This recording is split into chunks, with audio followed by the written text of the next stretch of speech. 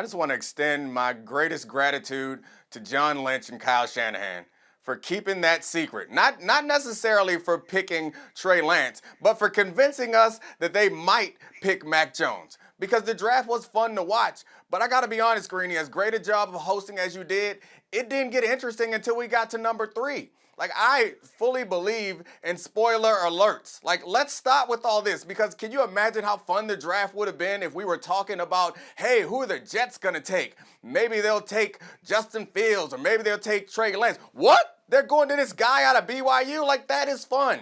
And I appreciate that about them understanding. I assume this is why they did it. They understand how to make good television, and they set it up to have that suspenseful moment, and I'm disappointed in everyone else. I know that Shefty has a job to do, but I appreciate it next year if you take the year off and you just let us be surprised, because that is so much more fun.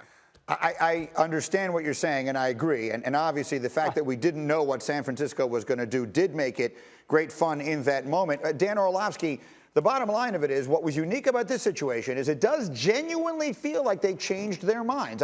I believe that they went up there with the intention of taking Mac Jones, and that Trey Lance changed their minds through the process, which I would not have imagined possible. Yeah, and Greeny, I was steadfast that they were taking Mac Jones and thought it was the right decision until Friday afternoon when Mina Kimes on NFL Live said something, and it totally changed my viewpoint, because ever since the trade happened, I've been thinking about the pass game and the pass game and the pass game, and Mac Jones was this perfect fit for the pass game in San Francisco. And then Mina made this point on Friday, and it totally made me kind of change the way I viewed. She said that Trey Lance is the perfect and right fit for San Francisco because Kyle Shanahan is the most diabolical run game coordinator and run game designer in the NFL.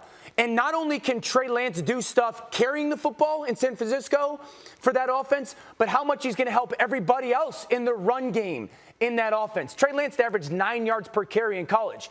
And he's going to do stuff for that run game as a ball carrier and for others that Mac Jones just couldn't. And I never looked at it that way, run game centric. And I never got my mind off strictly looking at the pass game until Mina said that. And after she said that, it made me think, no, that Trey Lance is the right pick for San Francisco, and they did make the right choice. And it's because of Kyle Shanahan and the run game. Yeah, and so, Mel, again, you called it the most intriguing evaluation you've ever had to do. Now that you've had some time to digest it, what do you think of the decision the Niners made?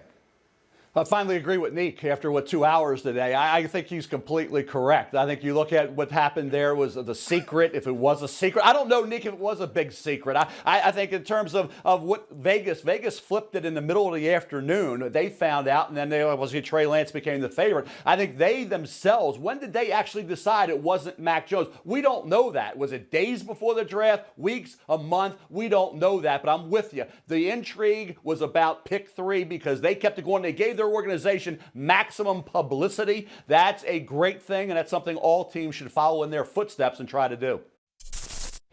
Thank you for watching ESPN on YouTube. For live streaming sports and premium content, subscribe to ESPN+.